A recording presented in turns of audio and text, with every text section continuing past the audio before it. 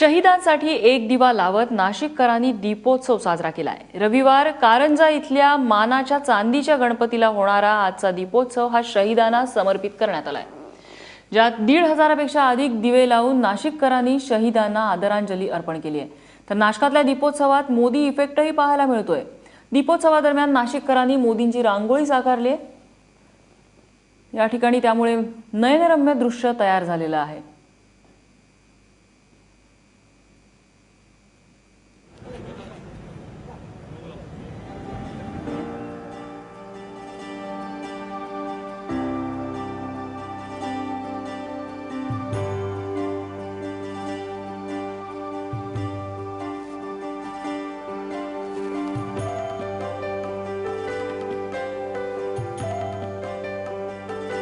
पाचशे आणि हजारच्या नोटा बंद करून मोदींनी काळा पैसा जमा करणाऱ्यांना एक फार मोठा जोरदार धक्का दिला। याचे पडसाद यंदाच्या दीपोत्सवातही पाहायला मिळत आहेत।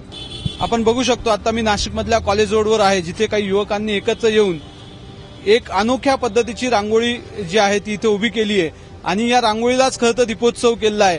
तो यंदाच्या वर्षी या कॉलेजच्या युवकांनी एकत्र येऊन गांधीजींची मोदींनी काळ्या पैशावाल्याच्या तिजोरींमधनं मुक्तता केली अशा आशयाची ही रांगोळी सादर केलेली आहे आणि ही बघण्यासाठी कॉलेज रोडवर अनेकांची गर्दी सुद्धा व्हायला लागली आहे। आपण बघू शकतोय की ही अनोखी रांगोळी बघण्यासाठी अनेक लोक इथे गर्दी करतायत, कोणी सेल्फी काढतंय, कोणी फोटो घेत आहे। वंदनीय आदरणीय मोदी साहेबांनी घेतलेला हा जो निर्णय आहे काळा पैशाचा, याचा आम्ही नाशिकमधले युवक याचं समर्थन करतो आणि नक्कीच काळा पैशाचा व्यवहार थांबून हा देश एका ठिकाणी महासत्तेच्या दिशेने प्रवास करीन। गांधीजी आहेत ते गांधीजींना काळ्या कारागृहातून हे मोदीजी बाहेर आणतायत आणि अशाच या संकल्पनेतून आम्ही रांगोळी काढून आजचा पंथी पौर्णिमेचा इव्हेंट केलाय।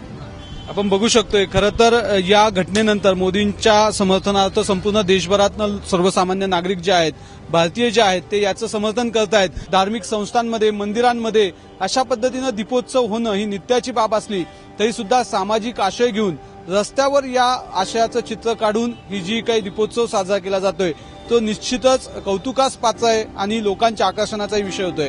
कॅमेरामन किरण कटारेसह सागर वैद्य, एबीपी माझा, नाशिक।